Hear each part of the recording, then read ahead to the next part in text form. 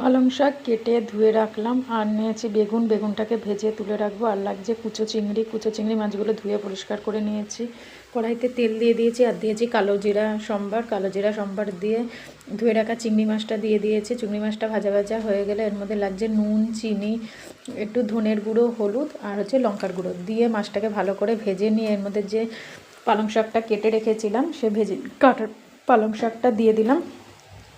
যখন দিয়ে ভালো করে নাড়িয়ে চাড়িয়ে ঢাকনা চাপা দিয়ে দেব।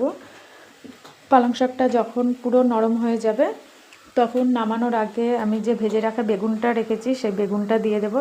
বেগুনটা দিয়ে নামানোর আগে এর মধ্যে দিয়ে দেব ধনেপাতা। আপনারা চাইলে শুকনো লঙ্কা বা কাঁচা লঙ্কাও এর সাথে অ্যাড করতে পারেন। এইভাবে একবার পালং শাক রান্না করে খেয়ে দেখবেন, খেতে খুব ভালো লাগে।